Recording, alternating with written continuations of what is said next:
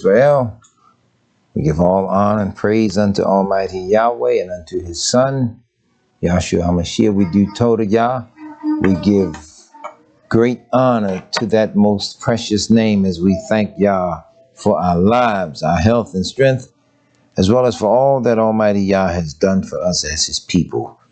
We are constantly recognizing as well as recalling to mind that we are in the last days and that we are approaching the last of the last days.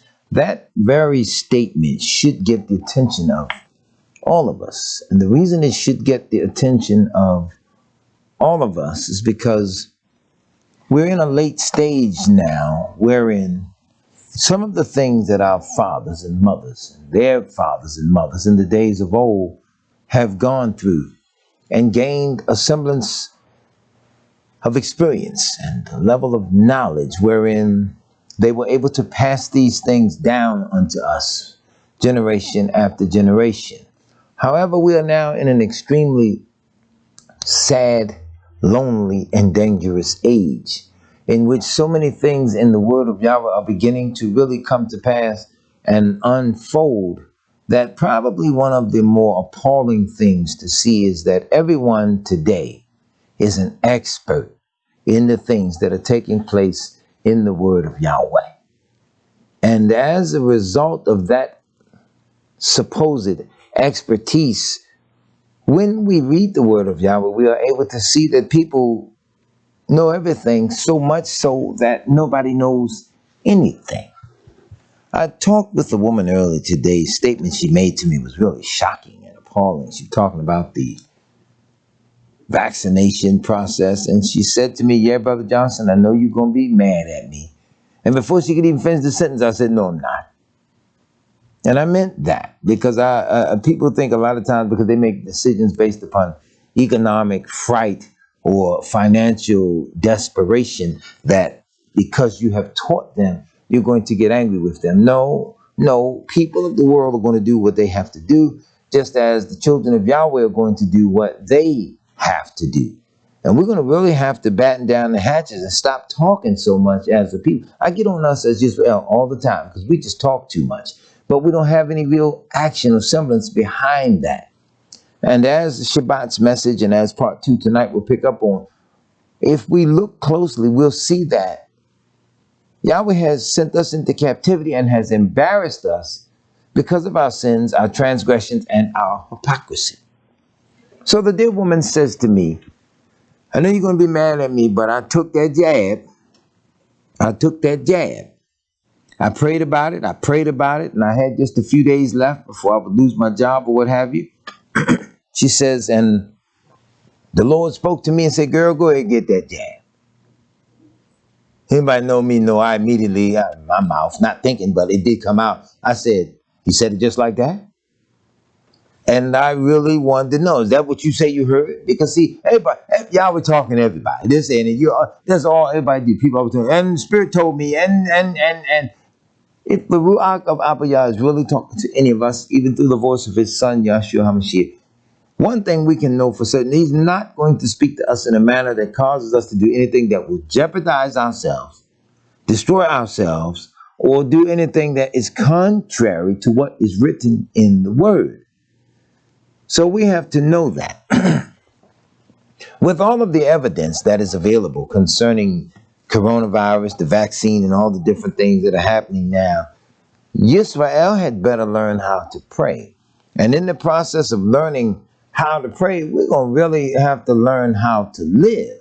Because I know one thing for certain. Growing up in a household of commandment keepers, and growing up around Elder Jones, Mother Jones, you're able to see Elder Seawood, Mother Seawood, different elders, Elder Carson and others, y'all forgive me, Elder Mother Shula. Just watching the way they held families and children together with a prayerful life. Our contemporaries, I don't seek to pedestalize them or anything, but they were the closest. Each generation gets their own generation of messengers in Yahweh. We call them prophets, nabis. Nabiyah, whatever we want. Each generation, whether we realize it or not, gets their own comparative assessment of our fathers in the days of old. But we just don't know how to do specific things and do things in a right manner.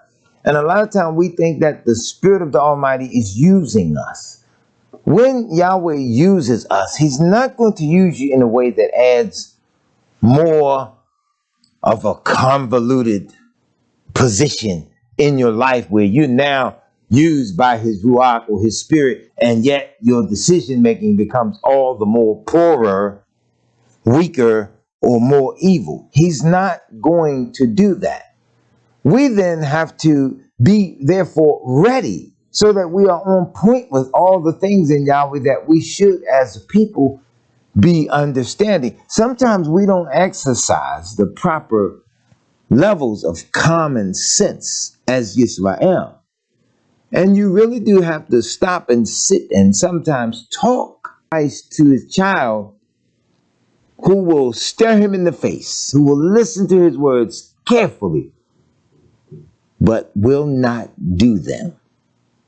And this is where we are today. The book of the Lamentations of Jeremiah the prophet show us so much. He is a man that Yahweh never spoke to in such a street slangish perspective, or gave Yah's dialogue with his messengers, his servants, with his people. It is a plain, it is a pure, it is a clear, concise logic. In any language that he chooses to speak to us, the vocabulary is of a sense of purity and clarity. Yah's not going to just say, girl, go and get that jab. But Yah's not in that. Yah's not going to have us to be so silly in the mind, so childish that we can't receive a better job or financial opportunity. We as the people are going to have to really get to a point where we don't care about losing the things of the world. We're going to have to come to place or casting all our cares upon him, and cast it upon him in a way where we trust and believe that he's going to bring us through. You don't have to see every detail. Sometimes that's why we get in such trouble. We're just so damn nosy. We got to know how Yahweh going to do it. We got to know how the molecules are coming through the heavens and flying through the earth, how it got through the clouds and came through your roof or through the window and root you right in your head as you were praying. We're nosy. And yet we never come to any real sound and logical conclusion. Yahweh's not the author of confusion. Neither is Yahweh going to make us act crazy and get up out of the way and then sin against him and say, well, we're given to do these things. We are the people of Yahweh. Yeah, that's not the way Yahweh's going to work with us as Yisrael. We need to understand that. Looking in the book, I'm going through the Lamentations of Jeremiah tonight. I want people to see and understand this. We're in that era of time now. I received a phone call earlier today. Dear brother wanted to know what am I doing or what's going on in the community. They want to do things and they thought they could enlist my help in reaching out to the people. And I said to the brother, I said, well, dear brother, as a shepherd in Yahshua, there is a congregation that stands still, that not only listens to the things that are being said, but are striving to apply those things and to apply them in a way that brings not only deliverance in this world, but deliverance that leads to eternal life in the world to come. And in all of their Afrocentric studies, after they get through with all of the arguing over the red, the black, the green, the orange, the kente cloth, and the dancing, the naked shoes, and the twerking, and anything else, at the bottom of all that, there is this elusive or losing dialogue where you allude to eternal life, made up in different ways to sometimes mimic what Abba Yah grants unto Yisrael, sometimes what has been said to Yisrael just skillfully re-articulated in another terminology. But still, these are the things that Yahweh's little people are facing and or are up against. But when we talk so much that we're not receiving the guidance of Yahweh, we have this burden of all this embarrassment upon us. from the world, and yet we still just don't get it. I was reading a sad story on the news this morning of a 69-year-old grandmother here in Baltimore, murdered in a church. Tuesday, I believe it was, found stabbed to death in the restroom, in the women's room. And just the heinous nature of the crime. And I was talking with the dearest daughter of Yah earlier today, and she mentioned how we don't believe that Yahweh is going after us and is going to thin us out because we will not stop sinning. And this is the truth. This is how this thing is going, that Yah he's tired of us. That's just for your rappers are being shot down in the street. Your elder mothers are being. The Torah of Yah speaks of all these things coming upon us.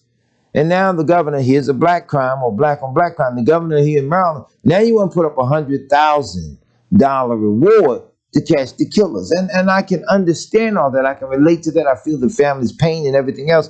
But you don't hear people advocating for the Torah of Yah, for the commandments of Yahweh. They're just not saying it. And men who really lack the quality of expertise or the experience and the ability to go forth in the communities like that are just absent.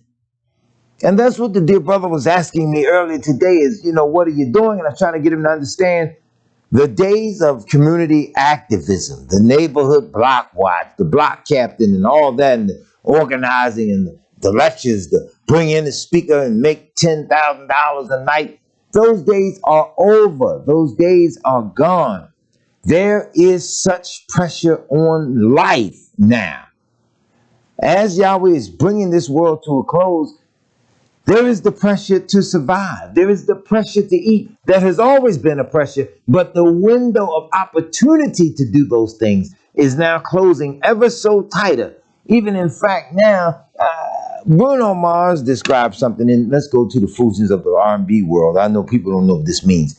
Bruno Mars describes this in a scene in a song called Smoking Out the Window, which is about a woman that had just got her children by another man and got him in a fight with the other man, and the children just run all through his house like they're at Chuck E. Cheese and all this stuff. And he's bending over backward to please her, so much so that as a smoker, he can't smoke in his own house. So now he's got so much stuff going, he got to go raise the window and smoke outside the window because he's adjusting to all these rules of a stranger.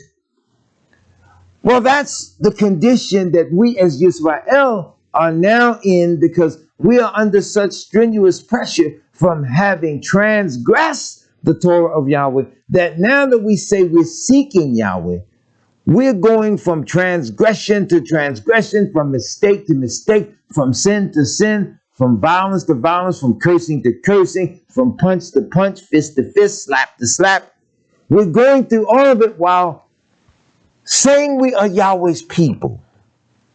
But the sanctity and the beauty of life that comes with sincerely seeking this is window dressing to a lot of us, as opposed to just being a real and permanent way of life. We're suffering right now. And as I said earlier, Baltimore City is offering a $100,000 reward to catch these murderers who murdered the little woman in a church. But we got so many people preaching now. Everybody's preaching. Nobody's living anything. Nobody's telling people these things. And when I say nobody, if you preach and you teach it, then I'm not talking to you. I'm saying on a whole. I remember being thrown out of City Hall for talking about the commandment. There's a pissy little church here in Baltimore at the corner of Pennsylvania and Cumberland. Little piss pothole of a church in the wall. I was thrown out of there because I stood in one of their town hall meetings and told the people, we have to obey Yahweh. We have to keep the commandments of Yahweh. And the poor little preacher, let me tell you all the story about that. Yahweh paid that wicked man off shortly after what he did to me. He had one of those big Cadillac SUVs, Escalade, whatever it was. And he was a real heavy set man. He was a heavy dude. He rushed across the floor, man. He could, if he thought I was going to run and fold under the pressure, he would have really put his hands on me. But when he looked and realized, okay, I charged over here for the dramatic effect, but it ain't taking effect on the individual. So then they had to demand that I leave and throw me out just for advocating the word that they claim they teach anyway. Well, not long after that, just by having the desire to attack me, Abba Yah allowed the man's foot to slip or lock in place, a cramp or something on the accelerator, and ran that SUV right into a Korean store right across the street. Miss Church just took out the whole front of the store, the block work, the brick, everything. Just major accident. And he's been walking on those canes. You see those special canes where you put the elbows in it and they grip up the heel, like some of the people that used to use those types for polio and things of that nature. Well, he's on those, and he's never gotten up off of those since. And I knew that that was the judgment of Yahweh for hating the word while pretending to hold it up. So many people, both in Yahweh and in the Christian world, hold this book up while having not even the slightest desire or inclination to do what's in it, because to do what's in it is going to cut your family and friends loose. It's going to cut your lust and desires of the world loose. It's going to free you of all that. And more often than not, people don't want to be freed from that. People want that lifestyle, and they claim they want Yahweh to. Not so. Yahweh says in the book of the Lamentations, chapter 1, verse 7. Look at this. Jerusalem remembered in the days of her affliction and of her miseries all her pleasant things that she had in the days of old, when her people fell into the hand of the enemy, and none did help her. The adversary saw her and did mock at her shabbats. And see, that's what has us mocking the shabbats. I've never seen so many Hebrews wanting to know, oh, what can I do? Can I do my exercise? Can I do my jogging? You don't want to do none of that. It's a day of rest. The psalmist says in Psalm 73, until I went into the sanctuary of Yahweh, then understood I their end. So there are things to be learned on the Shabbat. Those that have no shepherd and nowhere to go on a Shabbat, Abba Yah has been so merciful unto you that you now have YouTube. You have things where you can gather in your homes and be just as if you are there in the sanctuary with a shepherd of choosing, or however the Almighty has led you to this channel and any other channel where men are really sincerely laboring in the word of Yahweh. And I'll even go as far as to give the false brethren that are arising in Yahweh. I'll even go as far as to say, by the mere mention of this, because Yahweh did say, if some of those fake leaders, said, if they had stood in my counsel, they would have caused the people to hear my word and turned them from their evil way. So it's the word of Yahweh that saves us from all sin. It is the word of Yahweh that makes us Kodesh, and that it stands us up and grants unto us that perfect shalom. I remember a brother had done something in the sanctuary of Yahweh, and it was vicious. It was something that a Hebrew should not do, and we were talking, and one day brother saw me out in town, and he, Shalom, elder, and I said, hey, man, how you doing? And he took offense immediately. So you won't even greet me with shalom. And so I said, well, not to disrespect you, I just happened to say it, you know, but the reality is the word of Yahweh. And the fruit of righteousness is sown in peace, in shalom, by them that make shalom. And by this person being a disruptor and totally disorganized and having no real skill set in keeping the commandments of Yahweh, I didn't throw that beautiful Hebraic language out there, shalom. You don't mean it. It's not within you. It's not of you. So I wish not that back upon you. We are dying because we are playing. We are fooling and shucking and jiving. Look, sometimes we have this mentality that if I can just do a thing and if I can get away with it, then it's all right. That's the mentality of the world. Look, you're not the first person to try that. Okay, you're not the first to try. If I can do it, get away with it, then so be. It started in the garden, and you read it all throughout the scripture. Probably, and no story has more significant impact upon men in Israel than the story of David having taken Uriah's wife. Now, let's be clear. People say the Spirit of the Almighty speak to him. The woman said, the Lord told her, girl, go and take that jab. You be all right. And I have. He spoke it just like that. But let's just suppose now. See, the Almighty's not going to speak to you in such a crooked way that verifies whatever it is you thinking or substantiates something you want to do. That's not Yah's will. Otherwise, David would have said that Abba Yah spoke to him when he was on the rooftop viewing Bathsheba. And Yah would have said to him, go on, David, take that booty. You be all right. Now, I know that. I know I'll give you all a second or two to chuckle, but I'm dead serious with this. Yah's not going to speak to us in the street slangish language of ourselves so as to justify some of the things that we want to do. We're going to have to clean up. And when you have to clean up, you got to want to clean up. I ain't just talking take a bath. You take showers and baths all day long and still be dirty in the eyes of Yahweh. But when I say we're going to have to clean, we're going to have to want to live better. You're going to have to want to get along. You're going to have to want to love each other. Not, I love you long as you give me some. I love you long as you buy me stuff. I love you long as you pay the bill. We're going to have to do better than that, because with Yahweh, it's not a pretentious love. It is a love that excels all constructs of love. And it is a love that commands obedience unto Yahweh. You're not going to just do it any kind of way. Which is why Abba Yah give you the whole day out of the week. Pause. Reflect. Remember the Shabbat to keep it Kodesh. He rested the seventh day. And so should you and I. We right now as a people, we're fascinated with messages, and when a messenger can come across the channel and can deliver the word and it's something hot and heavy, as long as it ain't hitting on us, we all right with it. But the moment it flash into our life or a little too close to us for comfort, we don't like him no more. Well, you know, I ain't watching. I remember a brother years ago, he stopped tuning into the radio broadcast because he brought in a supposedly a nationwide speaker. He's national now. I won't even say his name. I won't disrespect the nutty little man. Or did I just go back on my word? Anyway, the man wanted a fee for some consultations that he had granted, some things that he was doing. We had an organization here in Baltimore, the Black Think Tank. We were trying to put some things together. We wanted out in the community. We wanted to really do some things for the people. Now, some of the stuff we were stepping into, he had national expertise in that. So it was by logic we would consult with him.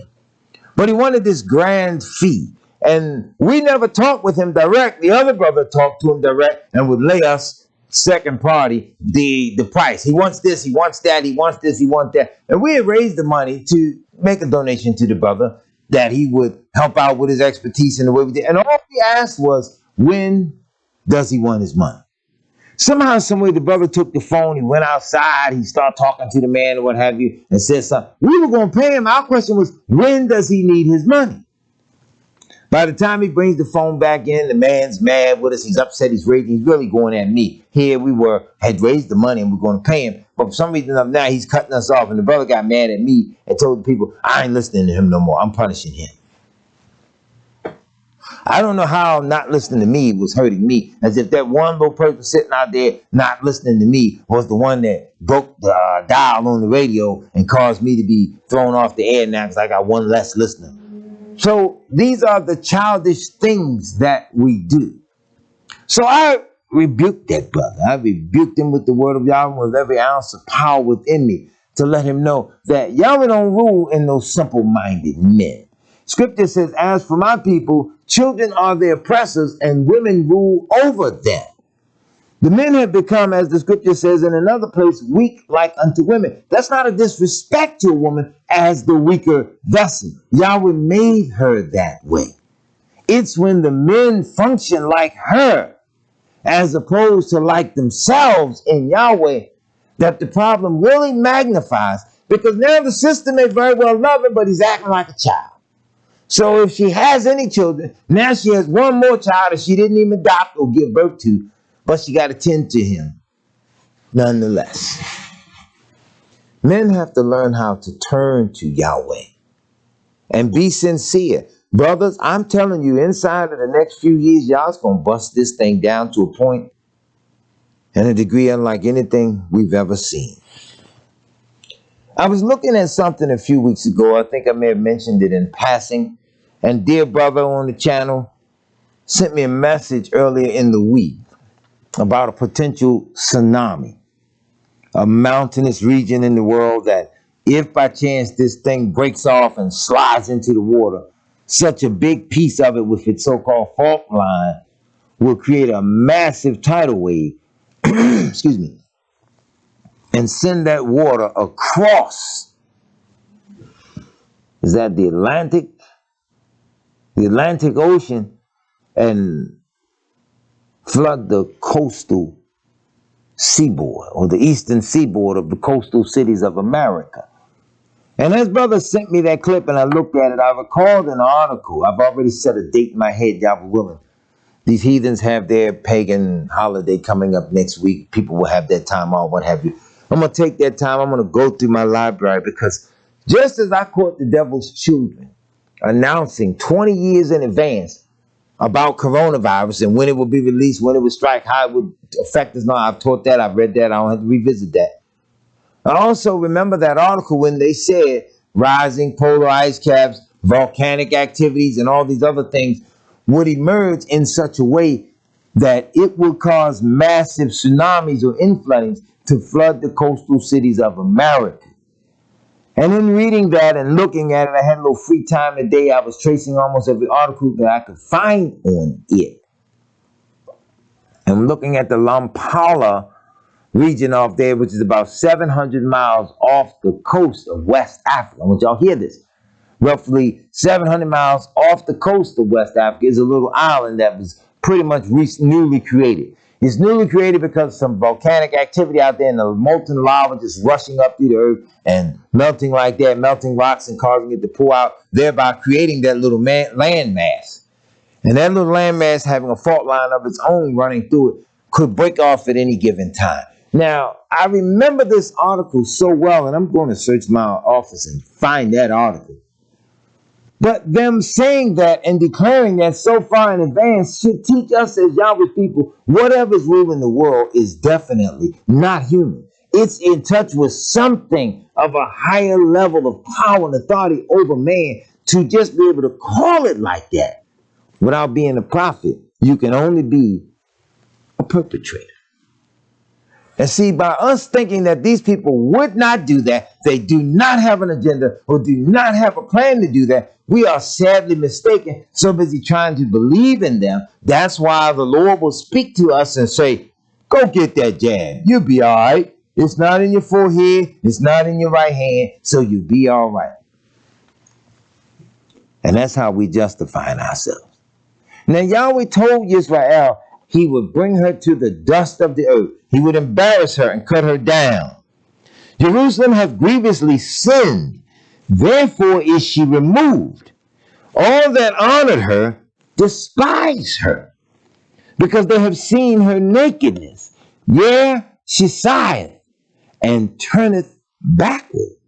See, this is what's happening to people in Yahweh even today. You ever notice how people in Yahweh, they can come up out of the church and sat in the church all their lives and never disrespect old pastor, never disrespect mother's board, digging board, the pie baking board, the board people in the back board, all that. Never disrespect them, but come to the house of Yahweh and suddenly he's using them and making them teachers and preachers, and they just, now they're going to overrun the messengers of Yahweh with all that they don't know, that they don't know they don't know.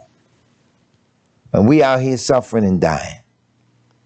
Her filthiness is in her skirts. She remembered not her last end. Therefore, she came down violently. She had no comforter. O Yahweh, behold mine affliction, for the enemy hath magnified himself. See, this is what our enemies do sometimes. They magnify themselves. Now, the governor here, our governor here ain't no more righteous than nobody else. This is amazing. But now you are so incensed now that you want to put up $100,000 reward.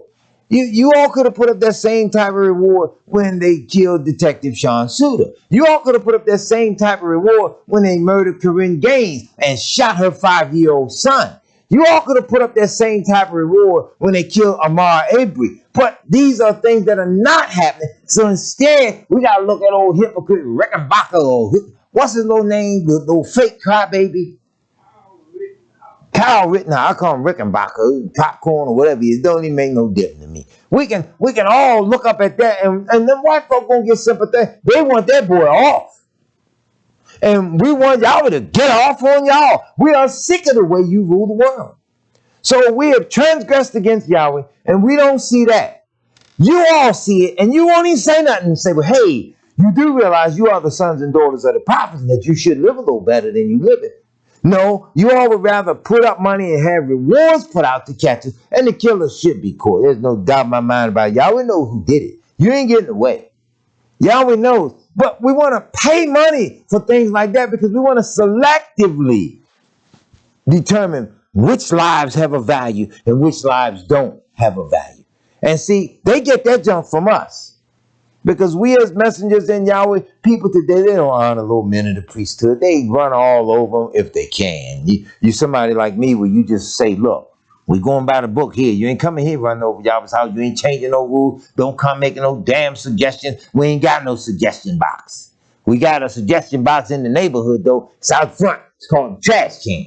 Go put yourself and your suggestion in that box. Yahweh don't take suggestions. He don't run off of suggestions. He is righteous. He is self-existent. He is the great I am. And we need to say, I am going to obey him, or I am going to burn forever. That's what we need to know and understand. The adversary have spread out his hand upon all her pleasant things. And that's what they did. They took everything you had, right down to try to steal your soul. Remember in the 70s, black men used to run around and stand on the street on hold himself. Yeah, white man and Chinese man, he stopped, stands there and try to hold himself. You know, Richard Pryor had a joke about that years ago, which I won't dare repeat, but it is true. You all done took everything else.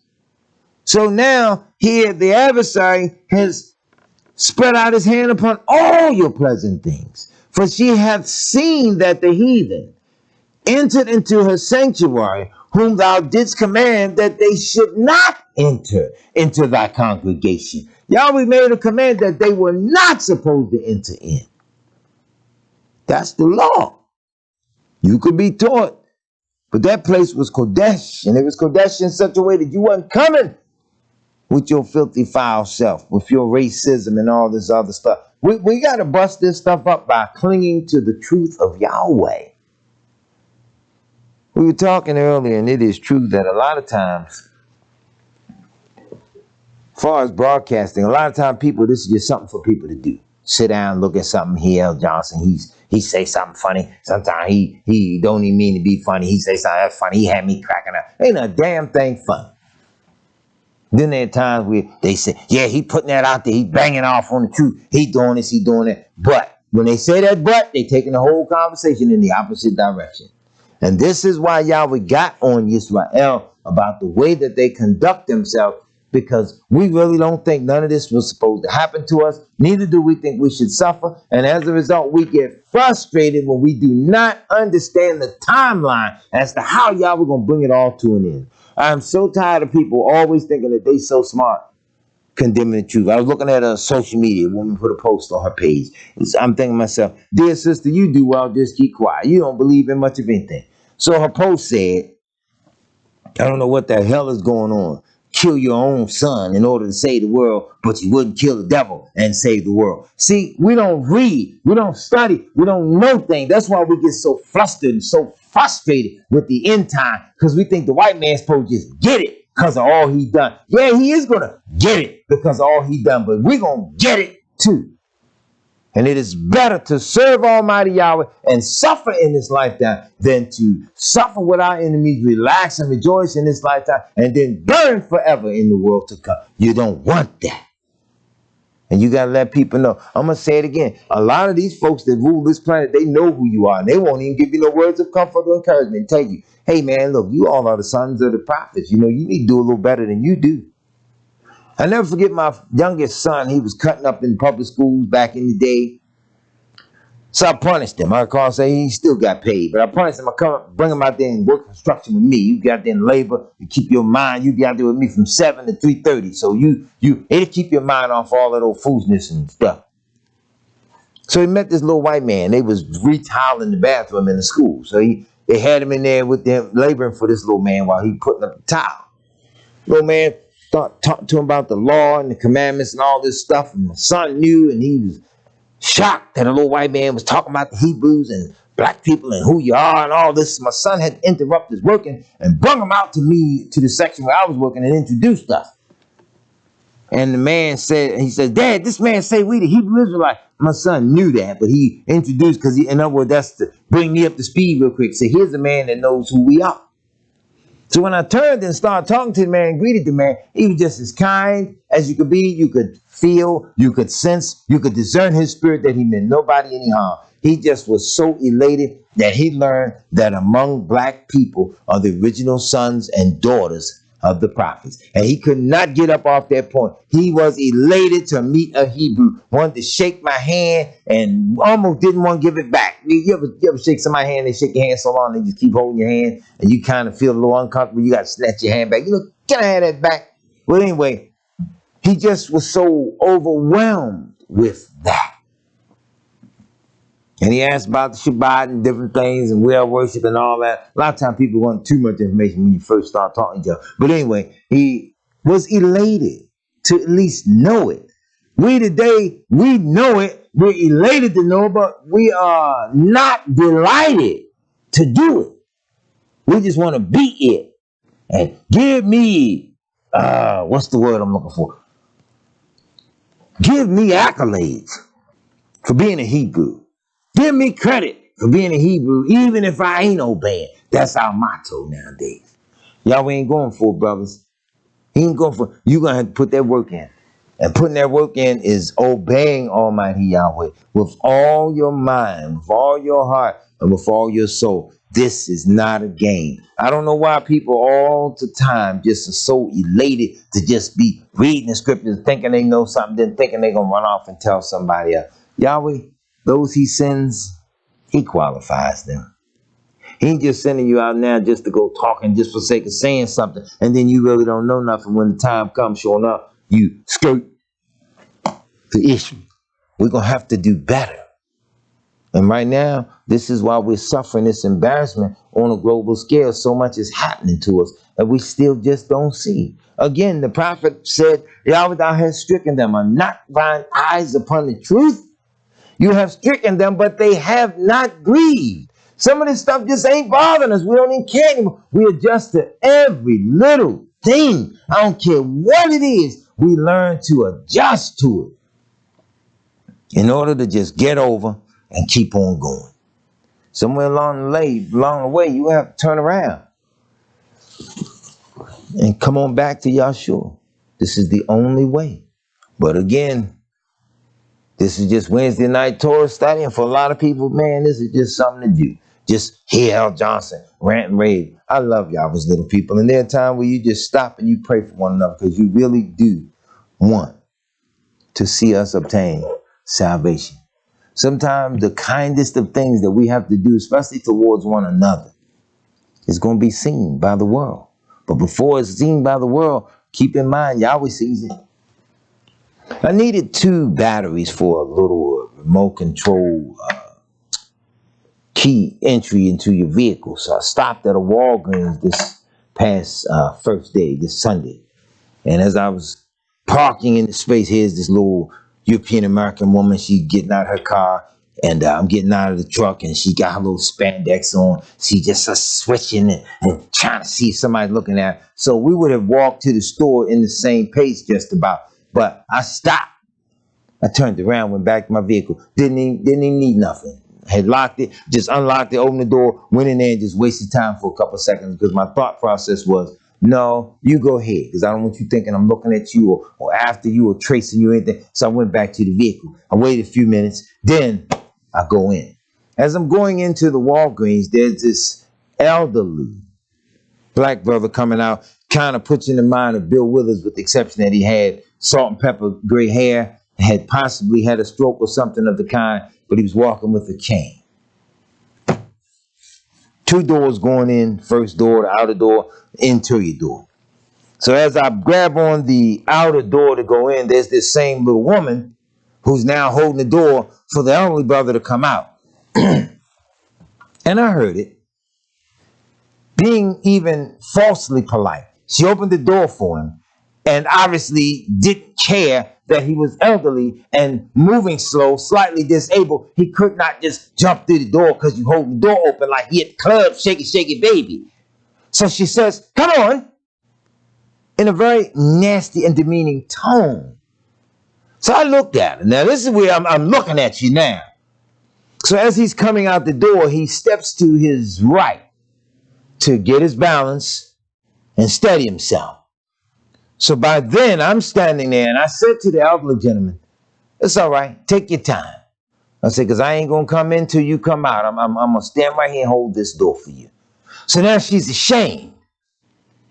So she stands there and, oh, that's so kind. I still didn't respond. So as he was coming out the door and I was holding, I saw he wobbled, but he had self-confidence where I'm going to do this no matter what. And I noticed that there was this minivan sitting right there with another elderly gentleman in it, perhaps his son, who was elderly also.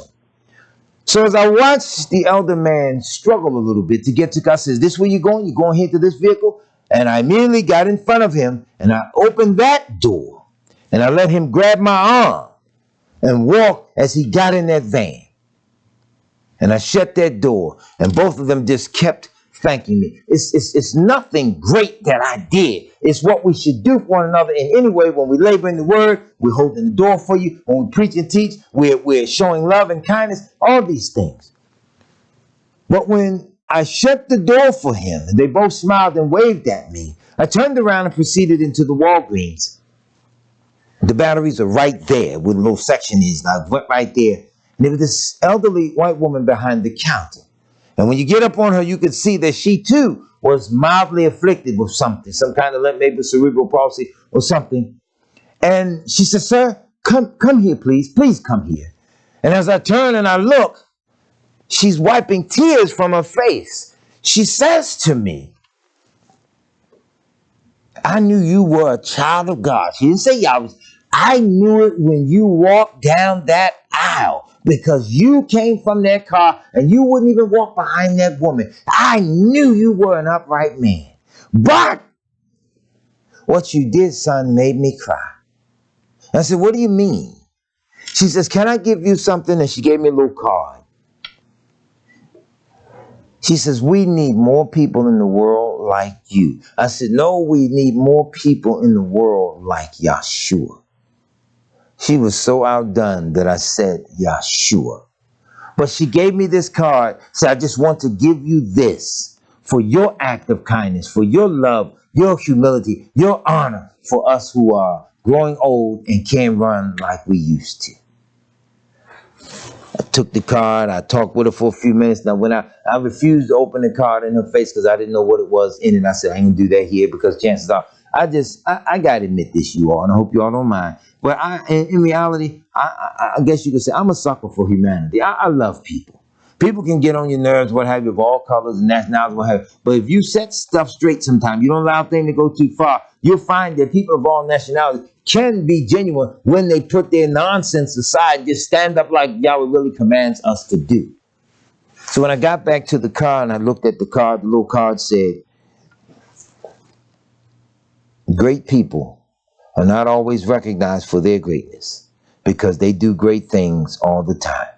And here's one great thing for you to just simply say, thank you for being you. Keep being who you are.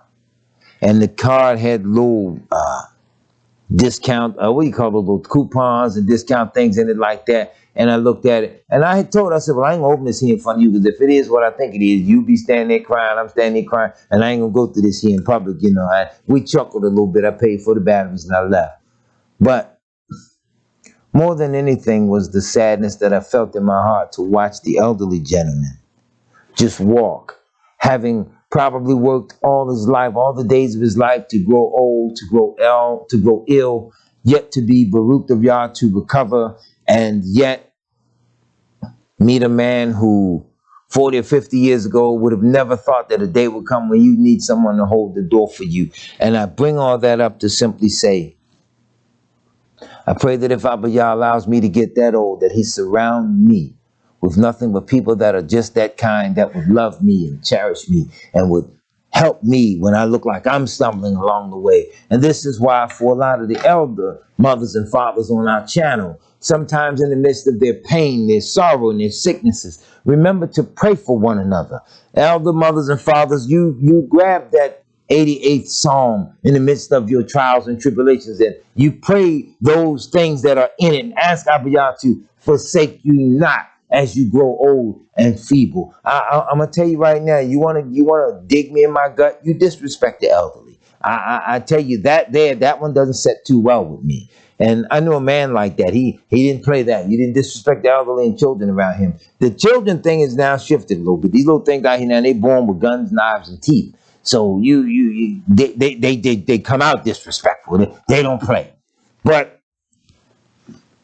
for anybody to grow old in life, Yahweh has blessed them with old age or with long life, and the elders losing their lives violently to a generation that just so cruel and cowardly that they care nothing about life.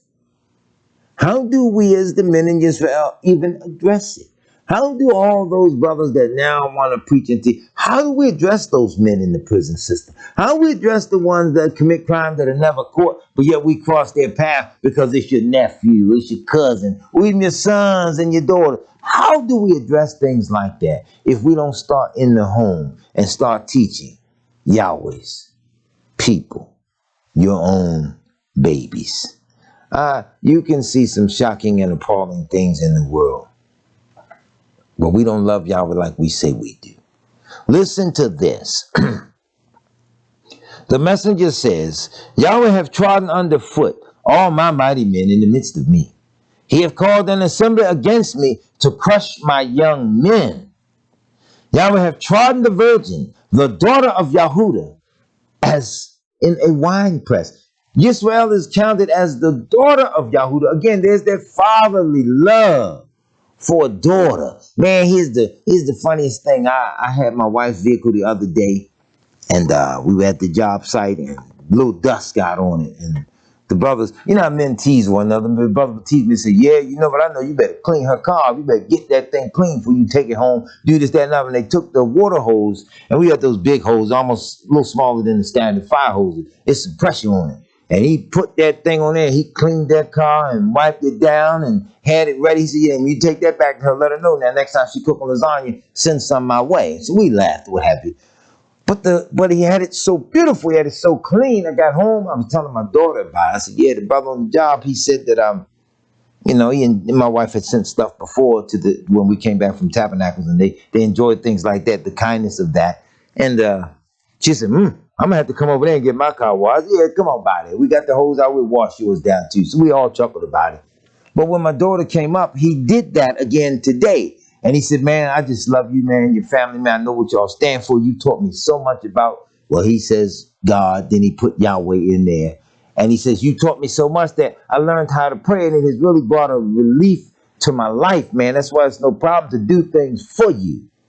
He said, tell your wife that y'all gonna have another adopted son before it's all over, because I'm going downtown and file the paperwork, and before it's all over, y'all gonna have another name on the birth certificate. You can have one more name on, but you know, just his way of saying, I will do anything to help you all.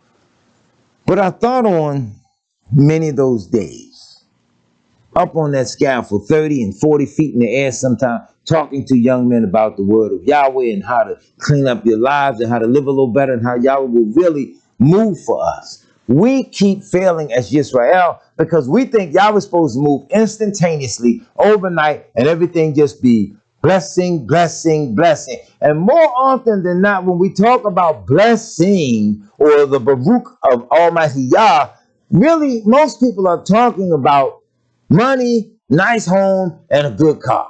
That's the essence of what most people are talking about. But yet, what do you attribute this to when you have none of that, but have such a profound, workable shalom in Yahweh just because you're striving? And he has not elevated your financial or socioeconomic status to that of a Gates or a Bezos or a Rockefeller. You can have so much joy in Yahweh if you just become real.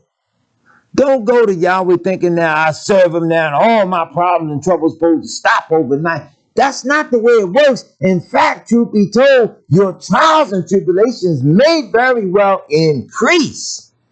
Because now Shaitan's angry with you. What are you doing over there serving Yahweh? I got all this dope over here you could be sniffing. I got all these women over here you could be with. I got all these fine homes. I'll give you this. You get over here and worship me. And you refuse. Next thing you know, he done struck at your job. He done struck at your home. He done struck at your car because you're striving to serve Yahweh. Immediately you start thinking you're doing it the wrong way.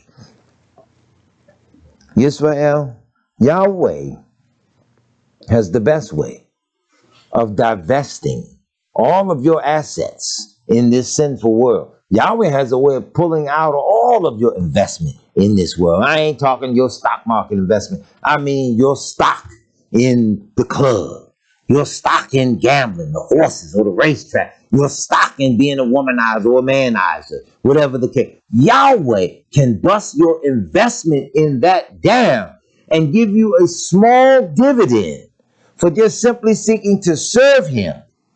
A small dividend that surpasses all that you thought you had that made you it, whatever it is.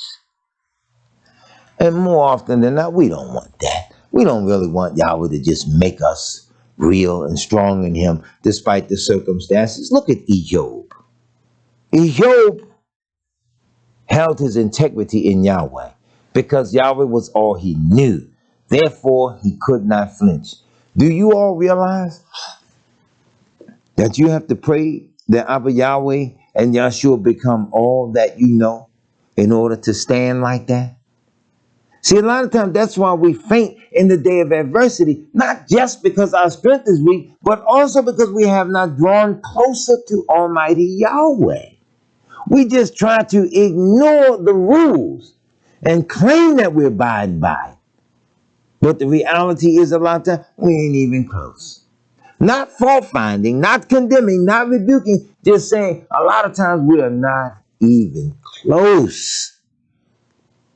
And we want the world to see us and say, there go them Israelites. I don't want the world to say that about me. I don't need the world to recognize me. I just want to pray and be saved, delivered in Yah's kingdom. I don't want him to forget me. And that's all that matters. I don't want Yah to forget me. And people who strive to serve Yahweh, you learn to pray for them because you don't want Yahweh to forget them. You got to love your neighbor as yourself. Now, every neighbor ain't always a neighbor. I mean that in a literal sense today. When we were a family, when we were a nation, I don't think people thought about this, but here's the reality. I don't care how big the nation of Israel grew. I don't care how much of the territory that they possessed. I don't care how many hundreds of thousands or millions of us that there were in the days of the prophets or what have you. There's one point that people overlook. They were all one family. That's all it was. It was a family that grew into a nation. It was still related. There was that bloodline. They were all from those same 12 sons. Those 12 sons were from that same father, that father, and that father. And they come on, we were one family. And this is how you catch Israelites today who really are not serving Yahweh, but serve themselves and or their own body. because you will recognize that you are family. Ain't it funny how you all want to get into the family reunion? You want to meet Uncle Joe and Cousin Charlie and all of these different Sister Katrina and anybody else that you can think of. You want to honor them and or be honored by them. But simultaneously, you never see us lift a finger to fight for each other's like souls like that, or fight for the salvation of one another. You never see us do it. Because we think, oh, they supposed to know. That comes from just practicing this way of life as a religion, not living it. See, you don't know the Israelite culture. We won't do it. The messenger said, for these things I weep. Mine eye runneth down with water, because the comforter that should relieve my soul is far from me. You hear that? The comforter that should relieve your soul is far from you. My children are desolate because the enemy hath prevailed. Zion spreadeth forth her hands, and there is none to comfort her. Yahweh hath commanded concerning Yaakov that his adversary should be round about him. Yahweh did this. He set these people to be your adversary, sometimes as a humble reminder before Yahweh. Stay in your place. Jerusalem is as a menstruous woman among them. That's terrible, man. But that's how Yahweh did us as a nation. We were just as a woman in that time of the month when she is considering herself unclean. We don't look at the world like that today, man. I watched as I worked today. A white boy was driving the truck from another construction site. He came right up the street. I'm standing there at that corner of our entryway into our job site. I watched that man eyeball me, and as he turned that corner in that truck, he looked out that window. He looked straight down at my feet and then looked up at my eyes. But the whole time he was turning, my eyes met his, and I didn't take my eyes off of him. I didn't mean mug him. I didn't, I just looked at him, because whatever it was that he thought of me, you can best believe I thought the same of you, and even worse in Yahweh. And you can tell when a person despises you, though they don't know you. You can tell that. You can feel that. That's a spiritual thing. Our spiritual connections out here, our senses have to be heightened. Our awareness has to be strengthened now, because we got to come to know what we're up against in the world.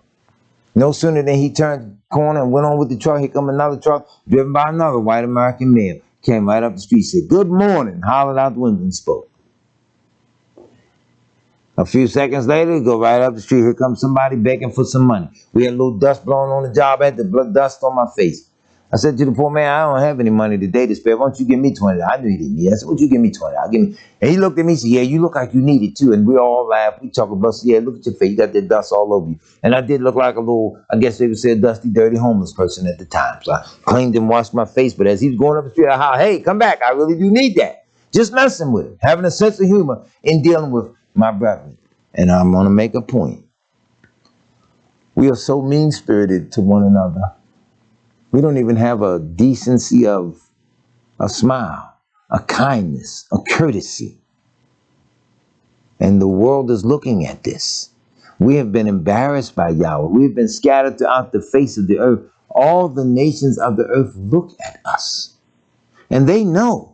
But I'll say again, they ain't going to tell you, you need to do better, man. You're the sons and daughters of the prophet. Well, they ain't trying to tell you that, because if anything else, they don't want to see you go there. And the hatred that most of the nations have for Yisrael is because they are not Yisrael.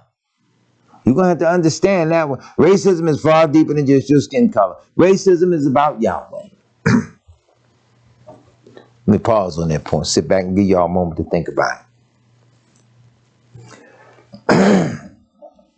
Racism is about Yahweh. I know a young man, he's real friends with the owner of this company I sub to. He's friends with him. And because he's friends with him, and he's known the man before the man got up and made his money, what have you. He's been friends with him all those years. He's jealous of anybody else that the man favors or likes or shows any kindness to. He does not play that. You don't want nobody near. Well, Israel is near to Yahweh if they obey. And the nations of the earth know that. And the nations are jealous. They ain't trying to obey Yahweh, but they're jealous because he chose you. He chose you for whatever reason. He chose you. But when you got out of hand and got smart mouth with Yahweh, He threw you to the dogs. He threw you to the things that your soul lusts after, the things you desire. And all the nations of the earth, they all know it. That's why everybody steals bits and pieces and parts of our culture, even sometimes no matter how decadent it is. Hey, man, come on. Everybody in the world seen black women twerking. Everybody seen twerking because we know sisters have hips and a shape, body structure unlike any other woman on the planet. That's just that. So the whole world, now everybody doing surgery, doctors making butt implants and everything now. Everybody, who you trying to emulate? So then they going to school, man. They got butt jiggling contests and twerking and all this pose you can set up in their homes and all this stuff. The children and the dog, they swinging on the pole. Everybody doing butt exercises to get that shape. Just anything to be Yisrael. And poor little Yisrael, we out just trying to be the nations. Trying to be like, I don't stand in deference to no nation, nowhere on the face of this earth. I do not let them play with me like that. No, do not get disrespectful with me, because I know who I am. And when I know who I am, chances are if I get to talking with you long enough, I can trap you back in the book. I know who you are. When you start knowing who these nations are, it tells you about your relationship and how you deal with them. Because some of the nations are just so mean-spirited and forever at Yisrael. You know, they ain't going to let it up. They ain't going to let it go. And we ain't acting like we really want to serve Yahweh. We just want to be Yahweh's people so that the world can give us great accolade. All these poor brothers out here today, man. I said earlier in the week, and I meant that. And I said to the people that if they can't speak to you out of the depth of experience in relationship to the things that you're facing and suffering, how then can they be at the forefront leading you? The young man wanted to know today, what am I doing in the community? What is it that I'm doing as far as activism? I'm preaching Yahweh's word. I don't left all that. The days of activism are over now. You keep on marching. You ever notice most of the marches now just turn violent? People just mad about everything. So you can't march now and have a legitimate gripe because they call National Guard on you for being in the right. They put the police on you for being in the right and then kill you and hold a trial and make them get up there and well, I shot him 172 times because I was in fear of my life. Yeah. This is the type of stuff that's happening. And we are sitting around wasting time trying to join on with the world when now's the time to withdraw yourselves from it. Now's the time to back up off of these people. Get away from this wicked world. Let the world have its own day. You serve Yahweh so that in the day of Yahweh you may be safely and comfortably hidden. Even if he has to hide some of us in the dust of the earth. Better to be covered by the hand of Yahweh than to be exposed by his angry rod. When are we going to learn that as a people? We just let these nations run all over us and talk us into anything and do anything we want to do. That's how we do.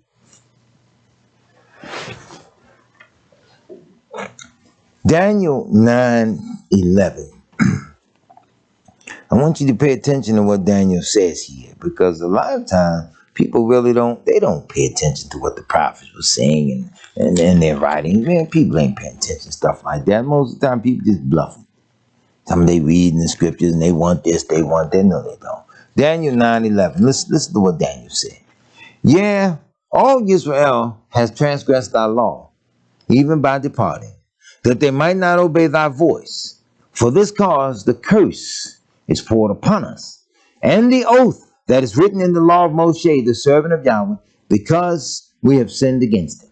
And the governor of Maryland today said that the people want answers. They want to know, how do we stop the killing? They want to know why people are hurting, people are scared, people are frightened. Well, look at this verse here. This should hurt you. This should scare you. This should frighten you. We have sinned against Yahweh. And he have confirmed his words which he spoke against us and against our judges that judged us, by bringing upon us a great evil. For under the whole heaven have not been done as hath been done upon Jerusalem. Come on, man. Where have you read anybody when have they gone in and taken over any Buddhist monk temples or anything in that nature? Have they gone down and taken over the people practice and read the Bhagavad Gita? They haven't done any of that. Have they crushed the people that claim they've written the Quran and they got the only pure book in the world? Funny how the Muslim world ain't up in Belgium, but the Quran, the one I got, said printed in Belgium. So the white man just didn't get his hands on it. Somehow, somewhere. See, a lot of this stuff we just be believing because somebody just throw it out there and we suck it up like a sponge. But in obeying Yahweh, I keep stressing the importance of just calming down, serving him. Because it is imperative that we have a relationship with Yahweh. Not just keep on running our mouth pretending we got it. We got to have a relationship with Yahweh. The Hebrew Israelite community has a problem that eventually is going to get around to burning us if we don't address it. And that problem is false teachers in Yisrael, whether men or women. That problem is false teachers in Yisrael.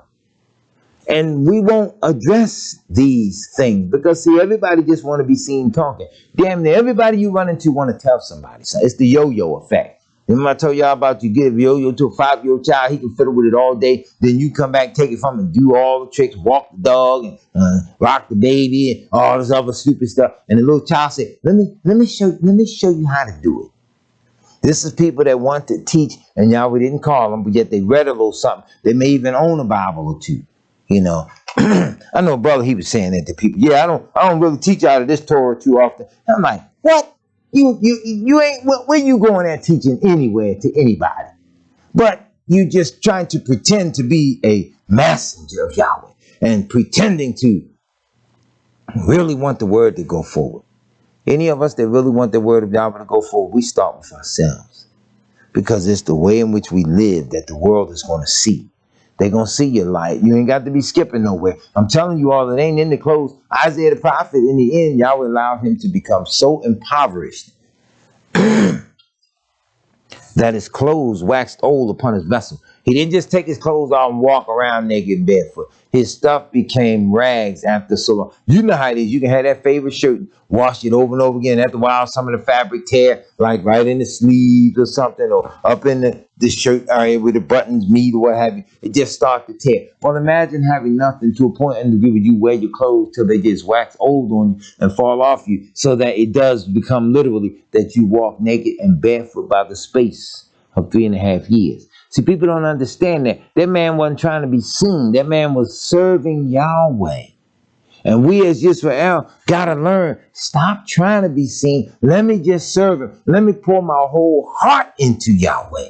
Let me do the best that I can. And when we do that, that's what pleases Yahweh. We as Yahweh's people right now, man, we don't know that Yahweh ain't playing with us. So Daniel said that what was done to Jerusalem shouldn't have been done nowhere in the face of this earth. But yet, that's exactly what was done. The Lamentations of Jeremiah the prophet says again in chapter 2, verse 19, arise, cry out in the night, in the beginning of the watches, pour out thine heart like water before the face of Yahweh.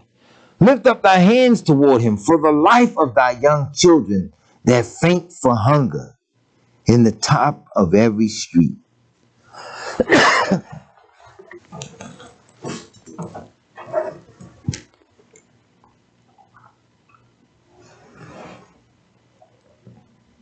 Behold, O Yahweh, and consider to whom thou hast done this. Shall the women eat their fruit and their children of a span long? Little child, just a span, just a little less than 18 inches long. That's a newborn. Shall the priest and the prophet be slain in the sanctuary of Yahweh? See, a lot of times the people's disdain and contempt. I've seen things in my lifetime transpiring in assemblies of Yahweh where some stuff could, I'm saying it, even in the assemblies of Yahweh, in my lifetime, I've seen it where some situation could break out into violence and bloodshed and murder. And a lot of time, poor little Israelites be participating in stupid stuff and don't even know how deep they are involved in things like this right here. Because we really don't want to serve Yahweh. We really don't know. See, people want to hear them messages where you keep preaching on the world and judgment on the Gentiles, to build the brother group, child out committee, they all coming there. If you notice, you don't hear nothing about them no more. Don't nobody even bother. It's almost like they don't even exist. Because the people that never really knew anything about them or never studied them anyway, they heard a little bit, they repeated it, because now that information and that research ain't out there no more, and it ain't easily at their fingertips and readily available to them, guess what? You don't hear nobody bring it up. And that's how whole entire issues can be lost at sea or at bay, however you want to call it. Yeah, that's how obeying Yahweh is with a lot of brothers today. They want to preach and teach, but the reality is they just talking biblical stuff. You can talk Bible talk all day. Come on, man. You got people that don't believe in Almighty that'll sit down and talk about the Bible with you all day and give you 1,000 reasons why they don't believe in it, or why they do believe it, why they like some stuff, or rate the Bible like they rate in a Playboy magazine news article or something. So unless we understand how Yahweh wants us to live, we're going to be making these mistakes and fatal errors until Yahshua comes. And I'm telling you, Yahshua is coming. If we're looking at all the signs, you would want to get this thing right. Not just be popping off because you want to be seen by, man, the less people see me, the better. I'm telling you what I know. The less people see me, the better. I'm all right with it. I ain't trying to get the 10,000 likes. You never hear me say on this video. You never hear Minister Johnson say in any of these video clips. You never hear Deacon Reggie say, hit the like and subscribe button.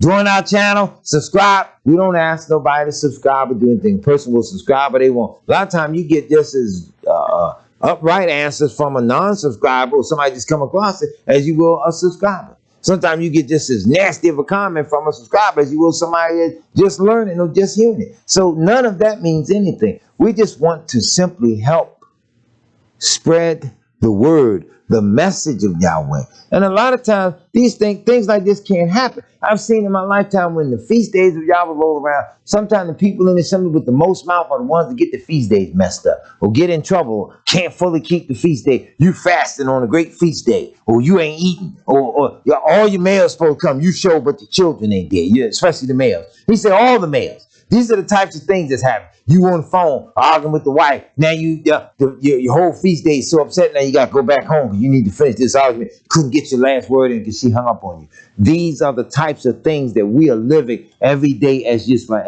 when it could be better. We don't know how to love. We don't know how to love Yahweh. If we read the book like we ought to, it says we love because he first loved us. People today, man, they want all these likes in their little videos. They want all these subscribers. You don't know none of these people. And then you get to talk to 1, 2 people here and there that call you that are really sincere and will call you whatever. A lot of times, some of you all will call me. I can't always answer the phone. I got to admit, I work with my hands. And from time to time, I hear it ringing. I can't even grab it because I'm doing whatever I'm doing. I say, I'll call them back later. Or sometimes you all will text me. I text back. You text back. I text back. And then you try and turn into a text fest. 1 or 2 messages, we talk to one another, what have you, because there's so many of you all, and yet it's just so few of us. Hear what I say. Sometimes we got to stand still and let the word of Yahweh marinate.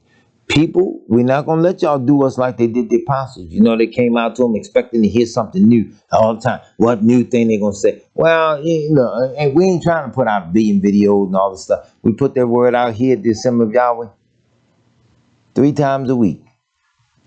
And got a news flash for you. We're getting ready to cut that. I'm just being honest with you all. Sometimes, even we as the little messengers of Yahweh, we need rest too.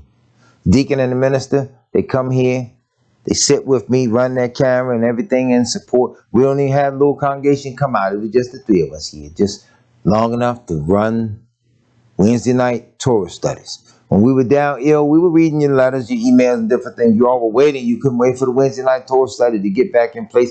We talked with you about some of the things in the scripture to get your hopes up a little bit, to help you along the way. But I'm telling you all, there are roughly 685 messages on this channel. You can go back and pull so much stuff with different subject matters that tie into something somewhere, somehow, some way that you're going into. There are enough messages there. We preach right out of the scriptures. And I don't care what anybody think. You can preach out this book all the days of your life and never go back and get bored in the subject matter, because there's so much in Yahweh's word to learn. And what I have learned over the years through experiencing just coming up in this way of life, I have learned that of late, men are getting the suppressed books and a lot of material. I read out of a book before about how the Central Intelligence Agency created a whole religious atmosphere where their duty was to go around and create men that sow discord or contention in the assemblies of Yahweh, set up camps and all this other stuff with no intention of really teaching the truth, just to destroy, to stop, to stifle or stagnate the growth and development of Yisrael as a nation. You mean to tell me you going up against a people like that and you can't identify them? You don't know where their offices are, where their headquarters are?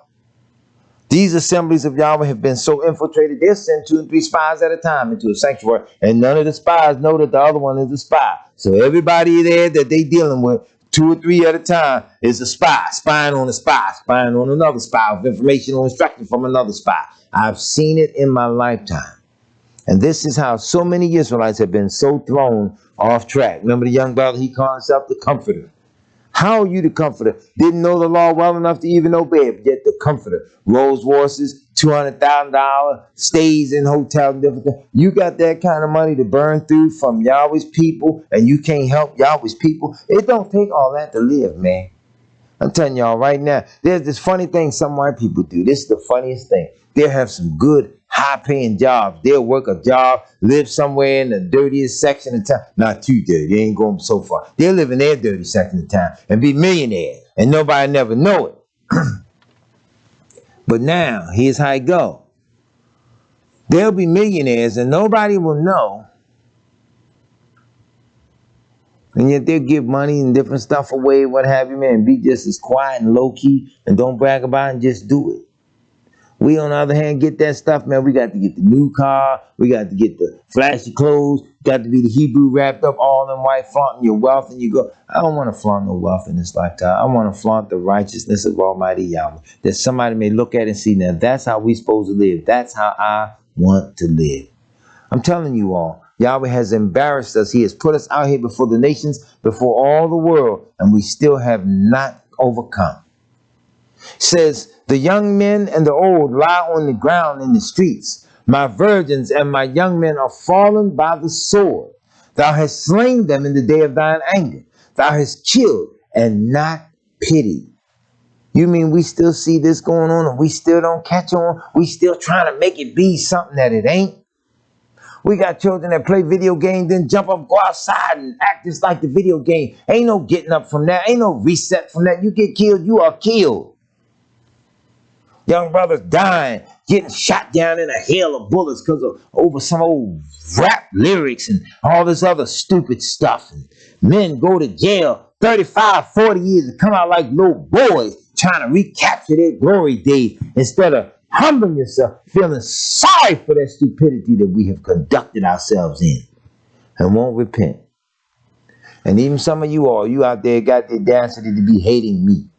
All right, look, I didn't bring this down on the world. I come up in it, victimized by it just like you. And we better learn to thank Yahweh in all that we have for right now, man. Because the word of Yahweh tells us that many false prophets are gone out into the world.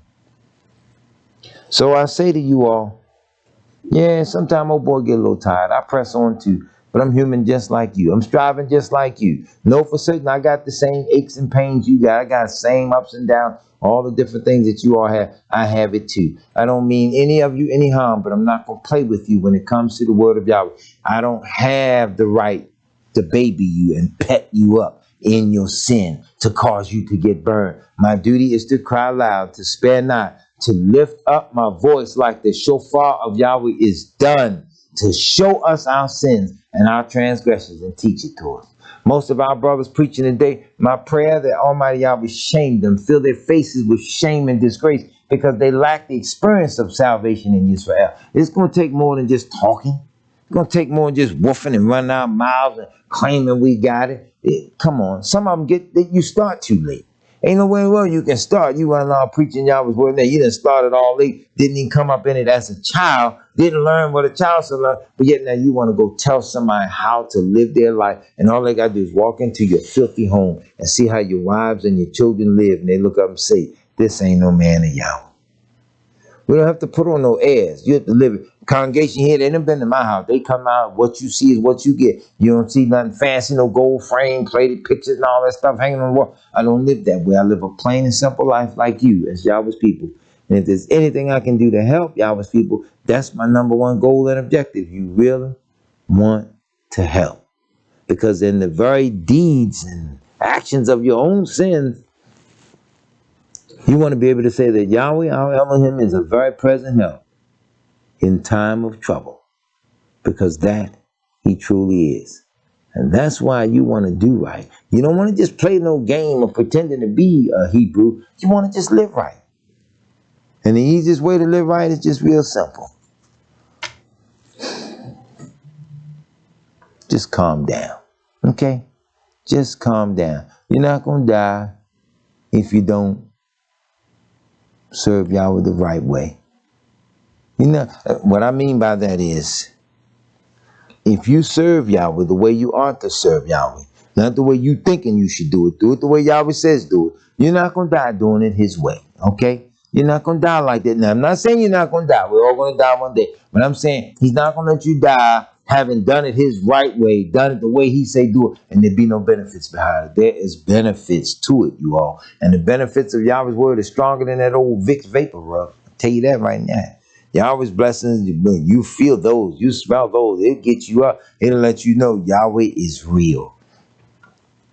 And as this earth winds down and draws to a close, as America goes, you got the 10 toes coming out. These things are happening. These people are quiet with their global plans out, yet they're plotting it. And if you know where to look, you'll see all of this stuff unfolding.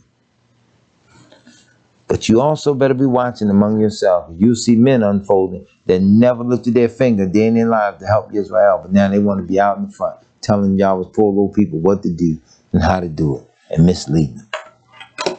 Well, I thank Yahweh for you. Thank Yahweh for your time. I'm going to tell you all something this week. I'm going to make the announcement right here, right now. I don't have to, but I will. Let's make a deal right here, right now. Let's not look for each other next week. Brother sent me some information, and I need to take my time and find that news article to prepare Yahweh's children. Those of us that are especially from Florida to Maine. We living on this East Coast. Some stuff is about to kick off. Just as we were ahead of our time writing and telling you all about the coronavirus, we didn't know, but we just had an article called Look Who Has the Flu. Yahweh blessed us. We were 15 or 20 years in advance, calling it out the way Yahweh baruched us to write it out and to call it and show it to you. These people are doing it. They're not prophets, which means that they are perpetrators. So next week, I won't broadcast the Wednesday night service. I need to take my time. The heathens are going to keep their Thanksgiving stuff, and I'm going to take that day and the day after that, and we'll preach on Shabbat, but I'm going to take those. I got to find that news article to show you all somebody in this earth is in touch with the devil. And all of the things that y'all were going to allow him to do, whether he got to go around the world and dynamite mountains and break them down and knock them in the earth, or dig under the earth and detonate nuclear bombs and cause landslides and tsunamis. However he doing it, he doing it. And they tell you they doing it if you know what you're reading and what you're looking at. So I'm going on a research mission. So I'm telling you in advance, don't look for me next week. I'm going to take that break because I really got to find that, because I need to look back at it. You need to look back at it, and we need to look at it and go forward in Yahweh's word. Yisrael, let's cut the foolishness. Let's cut all the nonsense out of our lives. Let's eliminate things like that now. Let's just humble ourselves, and let's just get real in Yahweh. He knows you're there. He knows you're praying. He knows you're crying out. Yahweh knows. So let's just calm down for safety's sake. Let's learn how to worship Yahweh, because so many have come in and never sat down, never took time to learn, but yet now they running and they want to teach. And I'm reminded that Yahweh said in his word, I have not sent these prophets, but they ran. I have not spoken unto them, but they prophesied. And in Yahweh's merciful mercy, he says even concerning them, he did say, but if they had stood in my counsel, people today won't stand in no counsel. I went further in it. I didn't read it in Lamentation, but I can real quick. He says in the word now, y'all hear this real quick.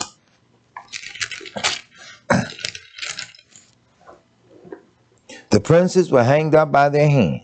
The faces of the elders were not honored. They took the young men to grind, and the children fell under the wood. The elders have ceased from the gate, the young men from their music. The joy of our heart is ceased, our dance is turned into mourning. The crown is fallen from our head. Woe unto us that we have sinned. The Lamentation 5:12. So I say to you, Yisrael, ain't no time to be playing now. That's why people don't respect elders today. They come in. I've watched people now. This is the weirdest phenomenon in the history of my little life. I've watched people come out of the Christian church. And they've sat in the Christian church all their life under a pastor that was standing there lying. And you didn't catch it. You didn't discern it. You didn't fight it. You didn't resist it. You took it. You took all that off the man. Then you claim Yahweh will wake you up and bring you to the knowledge of the truth. But now you can't sit still under that man. You got to be boisterous. You got to be loud. You got to be bragging. You got to be boasting. You got to even fight him because you can't sit still. Can't get no instruction. Ain't it funny how you sat still in the house of the Lord and you honored that man? Then you come to the house of Yahweh and you snap, crackle, and pop. Ain't no way in the world Yahweh reserving nobody like that for the kingdom to come. That's judgment, and it ain't nothing but judgment, damnation, and destruction. I didn't write it. It's in the book. We as Yahweh's people, we need to stop playing now. We need to get right with Yahweh and get right now. Wow, there is a chance, and wow, there is still hope. I told y'all for you and for the kindness of your patience as you sat still long enough to hear this message on this Wednesday night. Y'all willing, join us this incoming Shabbat Eve as the minister, the messenger, whichever one is teaching. I always get their time frame mixed up. I just listen to the both of them as they lay it out. But whoever it may be, join us on the incoming of the Shabbat. Until then, may Yah Baruch comfort and keep you all. May he make his precious face to shine upon each and every one of you. And may his mercies rain down from the Hashemayim upon your head and keep all of your souls in perfect peace. Calm down. Serve Yahweh. And we got to wait this thing out. And if nothing else, I'll see you on the other side. Shalom, Yisrael.